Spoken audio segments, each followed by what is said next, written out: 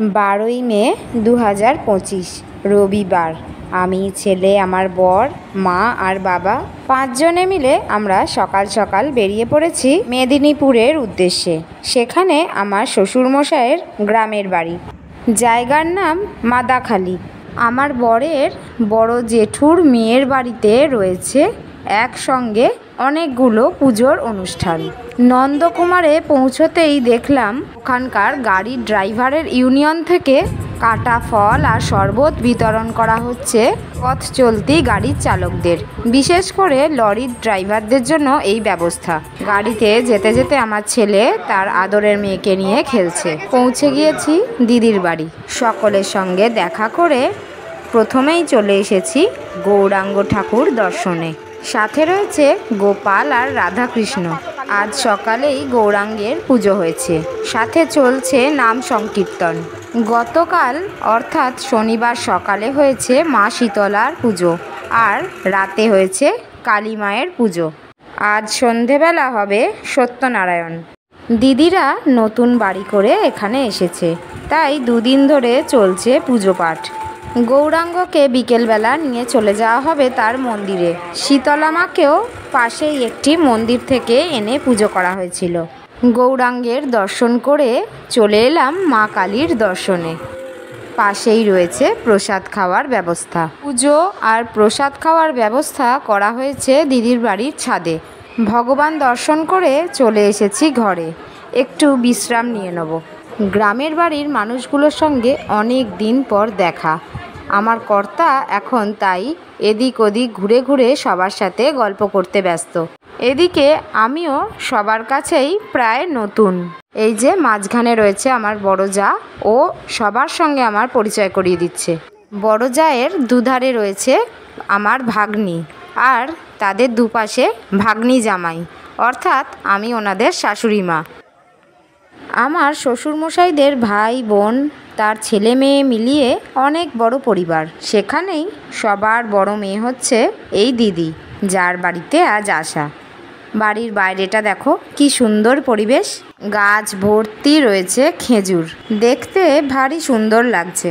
মে মাসের দুপুরবেলা, টা টা করছে রোদ, তবুও বাড়ির চারপাশটা ঘুরে দেখতে বেশ ভালো লাগছে। পুকুরের জলটা লালচে হয়ে গেছে, কেন ঠিক বুঝতে পারলাম না। খেজুরগুলো পাকতে আরও কদিন সময় লাগবে।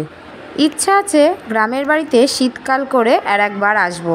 চারধারের মাঠঘাটগুলো ভালো করে ঘুরে দেখা যাবে। দিনে দিনে সব জায়গারই উন্নয়ন হচ্ছে।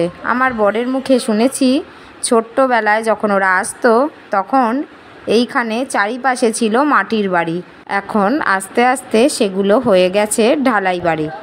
নাম সংকীর্তন হচ্ছে, আমার ছেলে মা বাবা ঘরে একটু বিশ্রাম নিচ্ছে, আর এদিকে আমি ঘুরে ঘুরে চারপাশটা একটু দেখে নিচ্ছি। প্রভু প্রভু কি হয়েছে লক্ষ্মী? ও অত্যাচারী অত্যাচারে করেছে ক্রন্দন, শিবাস রূপেতে আমি প্রতিদিন হেরিতেছি দূর। ঘুরতে ঘুরতে বাড়িতে চলে এলাম।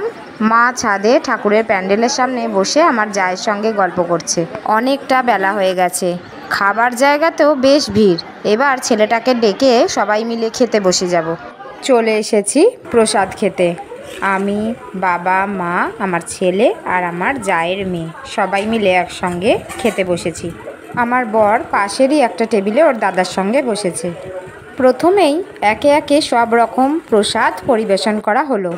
সবজি দিয়ে ঘি ভাত, পনির, স্যালাড, একটা তেলে ভাজা, আলু পোস্ত ভাজা, চাটনি, পাঁপড়, সাদা ভাত, শাক, কলার তরকারি, পটলের দোলমা, মিষ্টি, পায়েস, দই, আরও অনেক রকম প্রসাদই আমরা খেলাম। এত রকম আইটেম সবটাই পুরোপুরি খেয়ে উঠতে পারিনি। খেয়ে দিয়ে দিদির বাড়িতে একটু গল্প করে চলে এসেছি গ্রামের বাড়িতে।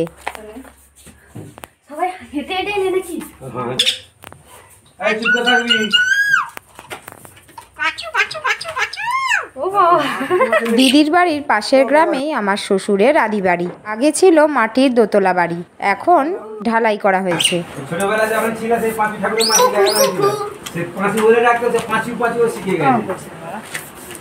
কে গো কে গো বলতো, কে গো কে গো?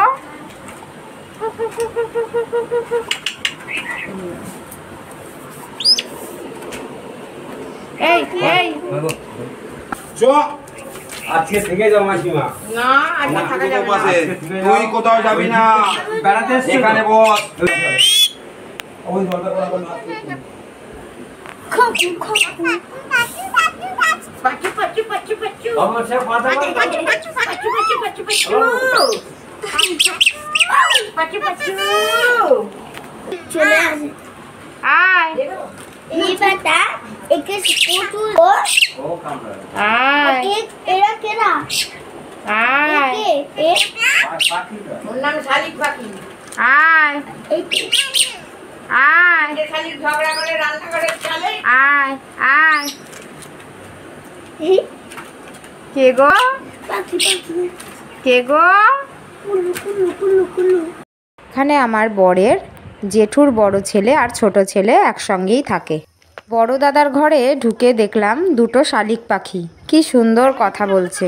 দুই দাদার ঘরে ঘুরে এখন একটু বাড়ির আশপাশটা সবাই মিলে ঘুরতে বেরিয়েছি। আমার ছেলে আমার ভাসুরের মেয়ের সঙ্গে খেলতে ব্যস্ত। আমার বর তার দাদার সঙ্গে ঘুরতে বেরিয়ে গেছে। দেশের বাড়ির আশপাশেও অনেক রাস্তাই ঢালাই হয়ে গেছে, তবে এরকম লাল মাটির রাস্তাও রয়েছে বেশ কিছু। গ্রামের পাশেই রয়েছে রাধাকৃষ্ণের মন্দির। আমার বাবা একা একা হাঁটতে হাঁটতেই ঘুরে এসেছে রাধাকৃষ্ণ মন্দির। এসে একটুখানি গল্প করতে না করতেই আবার আমার ভাসুরের সঙ্গে চলে গেছে পাশেই গ্রামে ভেড়ি দেখতে। দিদিদের বাড়িতে এত কিছু খেয়ে শরীর হাঁসফাঁস অবস্থা, তার উপর আবার দাদাদের বাড়িতে এসে মিষ্টি এটা সেটা খেয়ে এখন আমরা হাওয়া খেতে বসেছি গ্রামের পাশের একটা মাঠের ধারে। গ্রীষ্মের প্রখর দাবদাহেও গ্রামে মাঠের ধারে বসলে একটা আলাদাই শান্তি পাওয়া যায়। ঘুরে বাড়ি ফেরার সময় দেখলাম বাড়িতে সবুজ জামরুল গাছ। জামরুলগুলো দেখো একদম সবুজ। আমি কিন্তু এই সবুজ জামরুলেই প্রথম দেখলাম। বাড়ির পাশেই আমাদের সবেদা গাছ রয়েছে, ওটার আর ভিডিও করা হয়নি। গ্রামের এই রাস্তাটা আমার ভীষণ প্রিয়। 5 বছর আগে অর্থাৎ 2020 সালে এই রাস্তাতেই আমার ছেলে আমার বরের হাত ধরে একটু একটু করে হাঁটা শিখছিল। গ্রামের বাড়ি ঘুরে বাড়ি ফেরার পথে ছেলে শিখেছিল প্রথম দাঁড়ানো বর্গভী মায়ের মন্দিরে। তমলুকে অবস্থিত বর্গভী মার মন্দির। গ্রামের বাড়ির মাটির সিঁড়ি ভেঙে এখন করা হয়েছে কাঠের সিঁড়ি।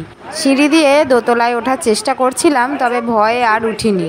একটু পরেই সন্ধে হয়ে যাবে। গ্রামের রাস্তা সরু, তাই আর বেশিক্ষণ এখানে থাকবো না, বাড়ি ফেরার পালা।